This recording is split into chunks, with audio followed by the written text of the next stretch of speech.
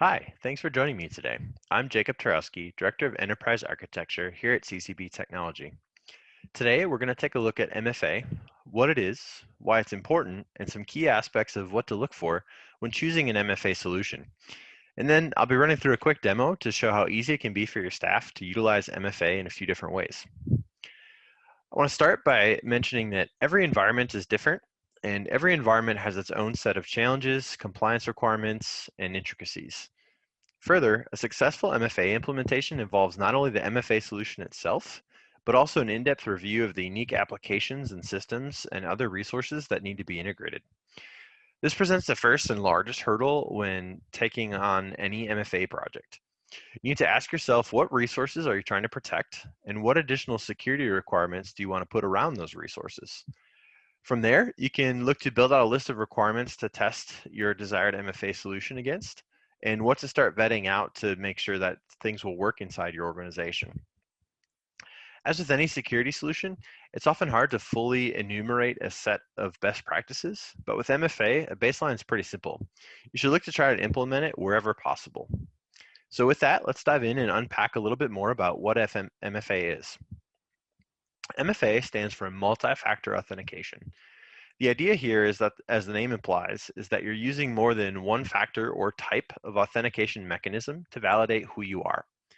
You may have heard this also referred to as 2FA or two-factor authentication, which kind of falls underneath the umbrella of multi-factor.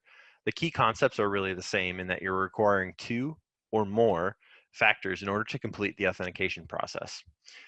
The factors that I'm referring to here fall in three categories: something you know, something you have, and something you are.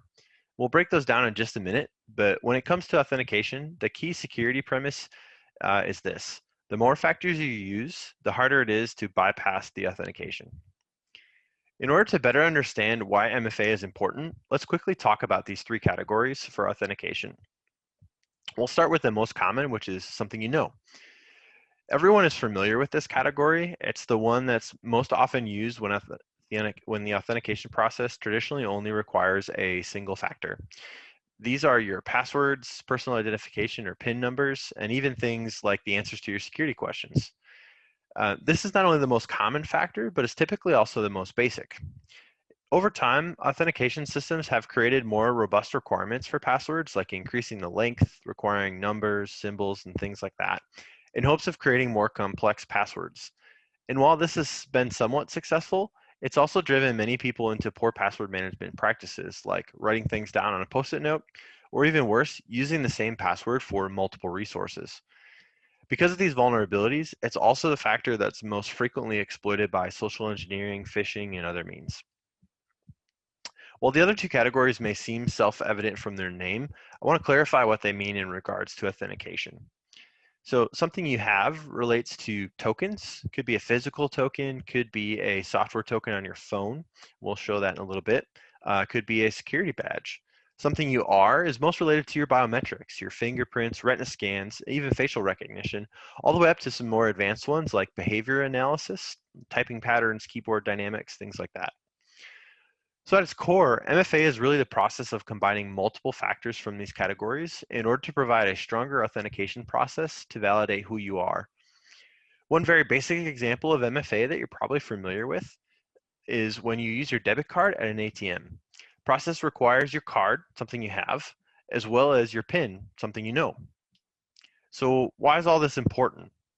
Password reuse, phishing, and other attacks are only becoming more and more prevalent in today's age. And with more and more of the workforce becoming distributed, the attack surface is larger than it's previously ever been. You used to have a base level of protection and security for that your users had when they were in the office, simply behind your corporate firewall, on secure Wi-Fi, and had those other protections that were shared with it. But now, as users are working from home or other places with public Wi-Fi, like a cafe, there's a larger chance that their systems or accounts may be exposed or compromised. Adding MFA can help mitigate these types of attacks and others. And simply by including another factor in your authentication process means that even if your credentials are leaked, phished, or otherwise compromised, the threat actor would also then have to acquire your phone, a hardware token, or possibly even your security badge to actually gain access. So I hope you can see how this can dramatically improve the security of your environment and reduce the impact of a possible breach within your organization. In this case, a acquisition of credentials doesn't necessarily directly relate to a security breach. They need that second factor or sometimes third factor to actually get access into the environment. In a report surveying companies globally published by LastPass in 2019, so even prior to all of the COVID and remote work situations and hybrid situations that we're in now, it indicated that there was a 12% increase in companies utilizing MFA at that time, bringing the total up to 57% of all the companies that were surveyed. So not only is MFA something that you should be doing, but in this case, you might actually be in the minority if you're not, which gives further emphasis to show the importance of a strong MFA solution as part of your overall authentication process. So what makes a good MFA solution?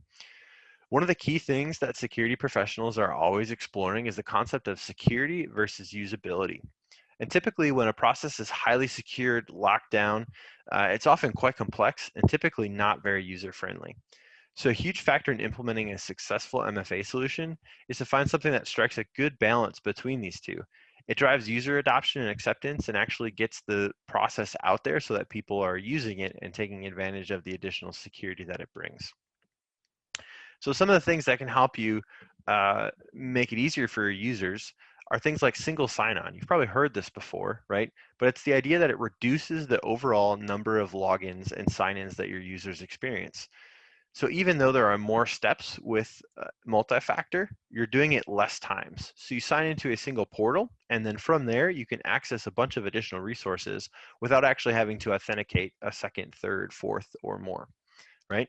Another option is to be able to do push notifications. So instead of getting the traditional key fobs that you had and plugging in an OTP and not typing it quite right or not getting the timing down, all of those things that we've experienced if you've worked with MFA at all in the past, a push notification just shows up on your phone and you just hit approve or deny, depending on if approve, obviously your user is signing in, or deny, they're not aware of where that request came from. So in regards to functionality, among those things that can help drive adoptability of it, a good MFA solution also supports a variety of applications and protocols, such as Radius, in order to integrate with your Wi-Fi, your switches, and your other network infrastructure. Supports SAML, that's the backend authentication mechanism and protocol that works with all these single sign-on things that we're mentioning, all these web applications. Something that supports LDAP, an integration with a directory structure so that you don't have to manage Active Directory and then also a separate directory structure, user structure, names and everything like that for single sign-on or multi-factor. And then something that can be adaptive, that has some conditional and risk-based access or other policies that you can use to tailor how your solution actually handles the authentication requests. Great example would be, we don't prompt users when they're in the office. If they're in the office, it's assumed that they're behind a secure location and they're not necessarily being prompted for MFA every time unless they've triggered some sort of risky sign-on. However, they do get that every time that they are out of the office and that they are remote. If they're at home, if they're in another location, they do get that second factor to be prompted on their phone. So within all of that, one of the solutions that supports all of these things and has a pretty extensive list of well-tested and vetted integrations is WatchGuard AuthPoint.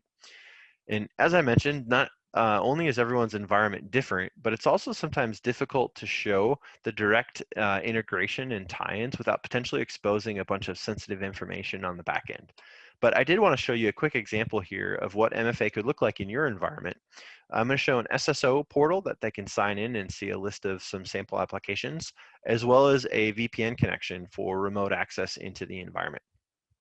So if you give me just a second, I will get these things shared out here from a couple of these screens, and we will go in and take a look.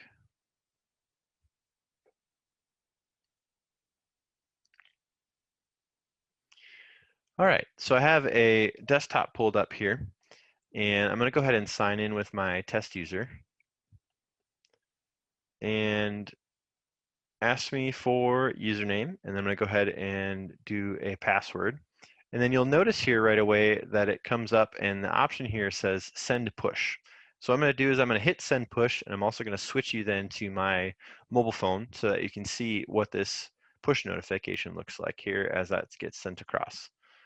So on there, I hit send push. You can notice there I get an option. I'm going to go ahead and hit approve. And then I'm going to go ahead and switch back over to the laptop that went ahead and signed in. And so you can see here I get a list of applications, Citrix as an example, Salesforce, directly into the firewall for an application for internal resources, things like that. So this is an example here of an SSO portal. You sign in one time, you get that multi-factor prompt, and then you're able to go ahead and access all of these resources without having to authenticate a second time. I'm also going to show here then an option for connecting to a VPN. So this is going to be very similar. I'm going to go ahead and plug in credentials here and then switch you over to the mobile. And you'll see here again, we'll get a push notification comes in and we go ahead and hit approve. And then if we switch back over to the VPN, you'll notice here it's going to go ahead and connect. It's building all its routes and everything like that. Successful connection here, and then it's going to go ahead and connect. And there we are. We would be all set. Down here, we have a successful connection in our taskbar, and away we go. And so from there, it's as simple as that. Basically, it gives you the option to add an additional factor in there for what we're looking at for applications.